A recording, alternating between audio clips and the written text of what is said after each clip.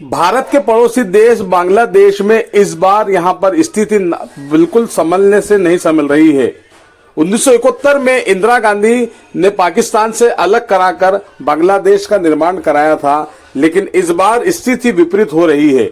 यहां पर बताया जा रहा है कि छात्रों द्वारा एक आंदोलन शुरू किया गया था, जिसके बाद यहां की प्रधानमंत्री शेख हसीना को हटा दिया गया और जिसके बाद विरोध और बढ़ता गया। विरोध इतना बढ़ा कि यहां पर अल्पसंख्यक समुदाय जो हिंदू समुदाय है उन पर कड़ा अत्याचार होने लगा, जिसके बाद यहां पर यूनुस सरकार जो कि अंतरिम रूप से बैठाया गया है वो पूरी तरह से नाकाम रही है, जिसको लेकर भारत के साथ दुनिया के कई क्षेत्रों में अल्पसंख्यकों पर बढ़ रहे अत्याचार को लेकर विरोध दर्ज है। इसी को लेकर भारत के कई शहरों में विरोध प्रदर्शन किया जा रहा है, अपना विरोध जताया जा रहा है। और यहाँ की जो प्रधानमंत्री रही शेख हसीना, उन्होंने यूनुस सरकार पर कड़ा आरोप लगाया और उन्होंने कहा कि वो मंदिर बचाने में, अल्पसंख्यकों की सुरक्षा में पूरी तरह से नाकाम रहे हैं। हमने यहाँ के हिंदू समाज के लोगों से बात की है और जाना कि आखिर उनका रुख क्या है। कि बांग्लादेश में जिस प्रकार से हिंदुओं के ऊपर अत्याचार हो रहे हैं, उसके विरोध में पूरे देश में धरने अभी होंगे और वहाँ पर हिंदुओं को सताया जा रहा है, उनको मारा जा रहा है, उनकी हत्याएं की जा रही है। और बांग्लादेश में जिसको कि हिंदुस्तान ने आजाद कराया था, वो आज हमको सर ऊंचा करके हमको चुनौती दे रही है। ऐसे बांग्लादेश को निपटाना के लिए आज जो सरकार है, राष्ट्रपति जी को यहाँ से ज्ञापन देंगे हम और उनसे ये कार्रवाई करेंगे कि बांग्लादेश को सख्त से सख्त दबा के और हिंदुओं और अपने हिंदुओं के जो मंदिरों को तोड़े जा रहे हैं, ये कहाँ का न्याय है।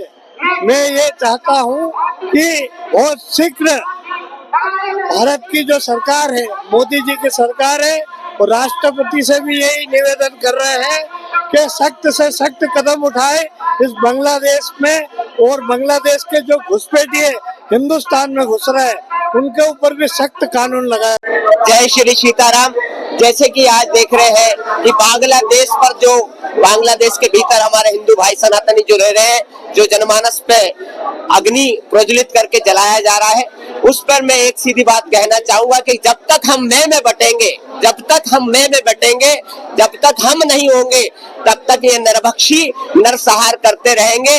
जो नरभक्षी होता है वो किसी मानव के लिए नहीं होता। तो आपसे प्रार्थना है, जो नरभक्षी है उसके लिए हमें बद्ध ही करना पड़ता। जैसे कुत्ता अगर पागल हो जाए तो उसे मारना ही पड़ता है, ये हमारी सनातन संस्कृति की परिभाषा है। तो आपसे प्रार्थना है कि जो नरभक्षी है किसी जाति को नहीं देखते, ये तो भक्षण करते हैं। तो आपसे प्रार्थना, जैसे तन्मय दास के लिए सबसे पहले प्रथम वकील रहे तो वो मुस्लिम पंथ के ही रहे थे, लेकिन उनने उनको भी नहीं छोड़ा और द्वितीय जो वकील रहे उनको मार मार के उनके सिर पर चोट करके अस्पताल में भर्ती करवा दिया। तो आप समझ लीजिए कि ये जाति को नहीं देख रहे, अपितु नरभक्षी हो गए हैं। इन नरभक्षियों का वध करना ही पड़ेगा। ये हमारी एक साथ आवाज जानी चाहिए समस्त विश्ववासियों को, जिसके कारण समस्त विश्ववासी जागे और इन नरभक्षियों के प्रति खिलाफ खड़े रहे। जय श्री सीताराम। जो बांग्लादेश में पिछले कई महीने से जो अल्पसंख्यकों पर अत्याचार किया जा रहा है, सनातनियों पर, उस संबंध में भारत सरकार